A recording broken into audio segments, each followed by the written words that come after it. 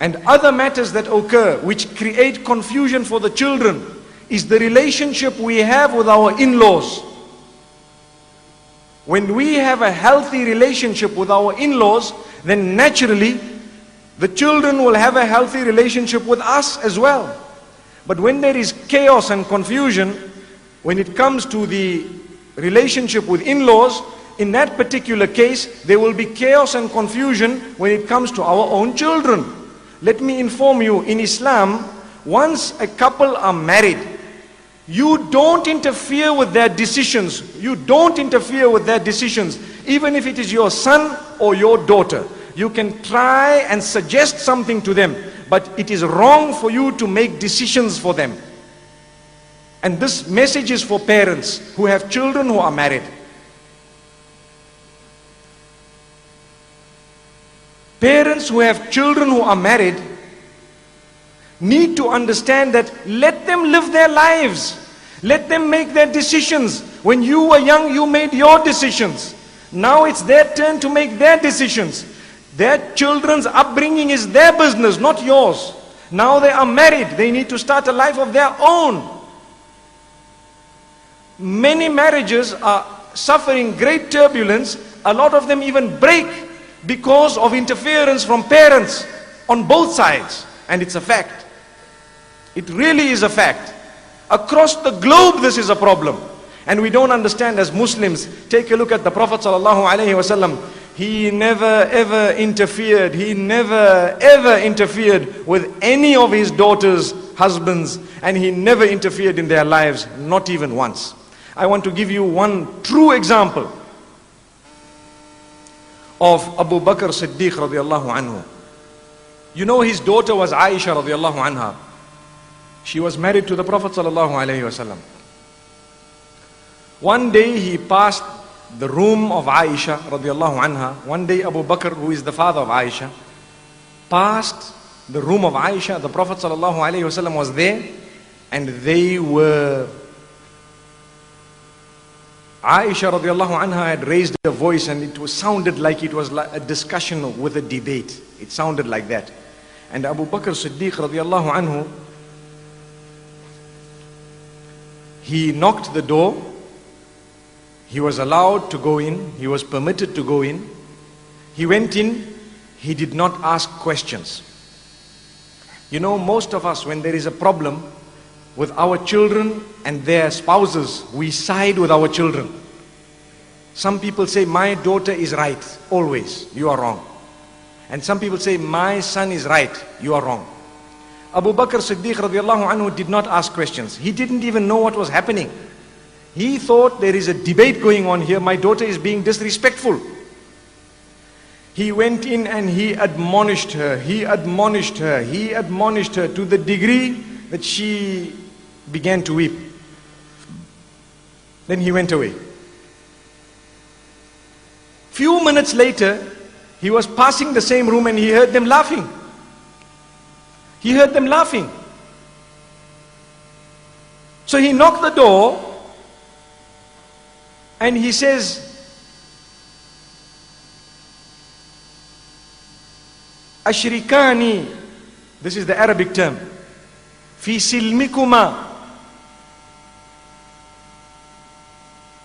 Can you allow me to take part in your peace in the same way you made me take part in your war a few minutes ago? Moments ago I came in and I took part in your war, which means the term war is used, but it was not a war, meaning when there was a problem, I came in. Now when you people are happy, can I come in again? And the Prophet ﷺ began to laugh and he explained to him, look, there was no problem at all. You overreacted. There was no problem at all.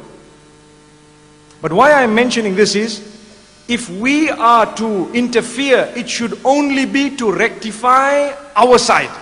That's the interference. To rectify, to admonish, to be strict.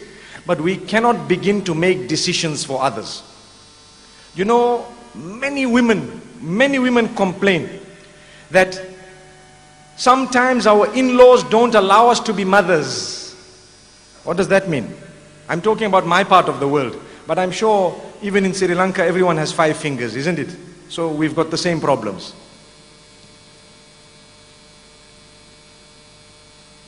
The poor lady has had a child.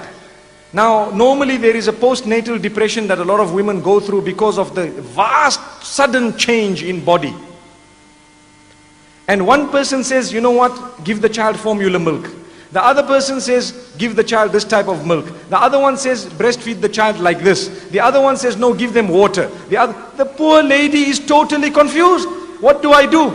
You'll find a whole bucket of all sorts of things, and every little while she's trying one thing and the other. And the child is all sick now. Why? Because there is chaos. Let the mother do what she wants. Really, you can advise her, you can tell her, but you cannot instruct her. She is the mother. And some people get so passionate, they don't allow mothers to be mothers. They want to be the mothers. Everyone wants to be the mother. And this is a sickness. It is happening across the globe. We need to rectify it, because we will not be able to move forward and progress as Muslims unless and until we understand what parenthood is all about. Imagine I have to interfere in my grandchildren every time, and that trend continues for generations and generations. So rather the grandparents decide that we are now the parents, finished. We can change the terminology and call parents grandparents and grandparents parents. With all due respect to grandparents. Then there is another problem, and that is the sandwich that a lot of men are put into. Why? Because on one hand you have your parents. Those are your parents. You are the child. And on the other hand you have your wife and your children. Now, where to go? Because now there is a discrepancy between the two. Should I listen to my parents or should I listen to my wife? You are now a parent yourself. Your parents have a position which will never ever drop in Islam. They have a very high, lofty position. But where they are reasonable, you will listen to what they say. Where they are not reasonable, you will explain to them like a man. To say that, do you know what? Thank you very much. I really appreciate your advice and so on. Even if you don't want to tell them, you know, I'm not going to accept what you're saying. Don't say that. Tell them, no, I understand, I appreciate, I've heard what you said, and you know, Jazakumullah, thank you very much for your advice and so on. But where they are unreasonable, you do not have to take it. You only take that which is reasonable. Sometimes some people say, look, you know what? And this is a fact. My mother comes first because paradise lies under her feet. I agree. Your mother definitely does come first. But if the paradise is there in the first place, some mothers have hell beneath their feet. May Allah protect us. What this means is, if her life is un-Islamic, what paradise do you want under her feet? She will begin to tell you to do things which are detrimental to your own self. Then you want to use this excuse to continue listening to what she's saying. She will land you in the same place she has landed.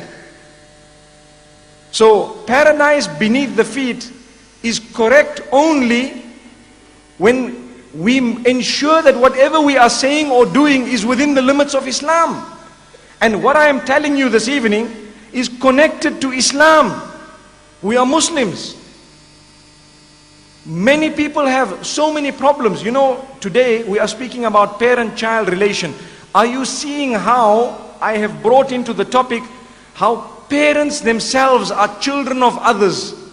So the parent-child relation can go through for a few generations sometimes. If you have a great-grandparent who's alive, then there is a parent-child, parent-child, parent-child relation of 3 generations.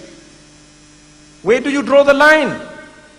You need to give the freedom to those who are married to live their lives according to what they feel is correct, on condition that it is within the Islamic limits. The minute they decide we don't want to read Salah, you tackle them. The minute they decide we don't want to dress Islamically, you tackle them. You can interfere. The minute they decide we don't want to read the Quran and the Sunnah, you tackle them. You can interfere. But whether or not they want to eat out or in is not your business. They go out, let them go. Be happy for them. Be happy for them. If they decide we want to go on a holiday to Hawaii, let them go on holiday. Be happy for them. If they decide, for example, that we would like to go out maybe for a lecture of this nature, we can't say, look, there'll be no one at home, so you sit, I'm going. Would that be fair?